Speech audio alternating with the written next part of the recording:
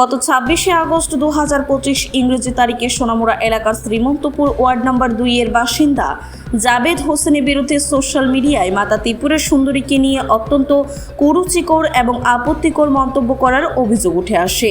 ঘটনাটি প্রকাশ্যে আসতেই গোটা উদয়পুর সহ গোমতী জেলা জুড়ে তীব্র ক্ষোভের সৃষ্টি হয়।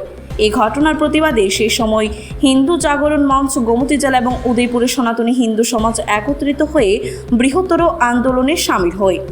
আন্দোলনের জেরে পুলিশ প্রশাসন অভিযুক্তকে গ্রেফতারের আশ্বাস দিয়ে ৩ মাস সময় চেয়েছিলেন। তবে নির্ধারিত সময়সীমা পেরিয়ে যাওয়ার পরও অভিযুক্তকে গ্রেফতার করা সম্ভব হয়নি। পরবর্তীতে প্রশাসন পুনরায় আরও সময় প্রার্থনা করেন। এদিকে ঘটনার প্রায় ১ বছরের বেশি সময় অতিক্রান্ত হলেও এখনও পর্যন্ত অভিযুক্তকে গ্রেফতার না করায় ক্ষোভ আরও বাড়তে থাকে।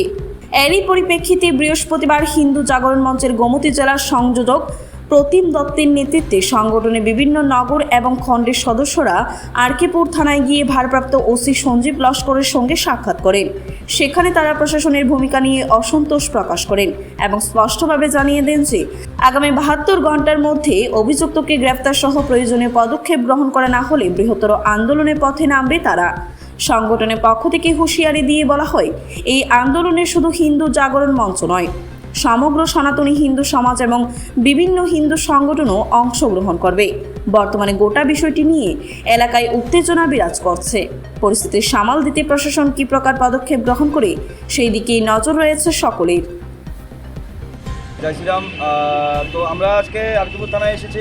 মূল কারণ হলো গত ২৬/৪/২০২৫ আমরা ত্রিপুরাবাসী সবাই দেখেছিলাম যে একজন সোনামুড়াবাসীর একজন বাসিন্দা জাবেদ হোসেন, ও আমাদের ত্রিপুরা সুন্দরী মাকে নিয়ে প্রচণ্ড একটা বাজে মন্তব্য এবং যে সোশ্যাল মিডিয়ার মধ্যে করেছিল, ওটা নিয়ে আমরা একটা প্রতিবাদ করেছিলাম এবং এটা প্রায় আজকে ১ বছর হয়ে গেছে।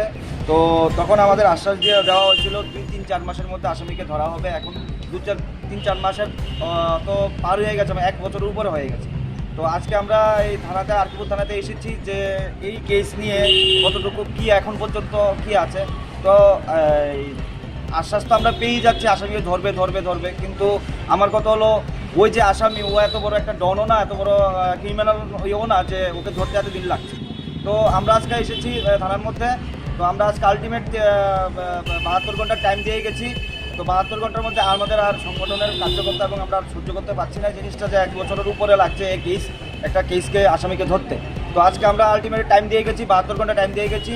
তো ৭২ ঘন্টার মধ্যে যদি আসামি ধরার কোনো প্রক্রিয়া না করে, তাহলে আমরা এই আজকে মিডিয়ার মাধ্যমে বলে দিচ্ছি, যদি কেউ মনে করে যে হিন্দু সংগঠনকে দুর্বল মনে করে এবং আমরাকে যদি মনে করে যে হিন্দু সংগঠনকে কিছু না, তো আমরা হিন্দু সংগঠন কী এবং হিন্দুত্ব কী জিনিস এটা আমরা আগামী ৭২ ঘন্টার মধ্যে দেখিয়ে দেবো।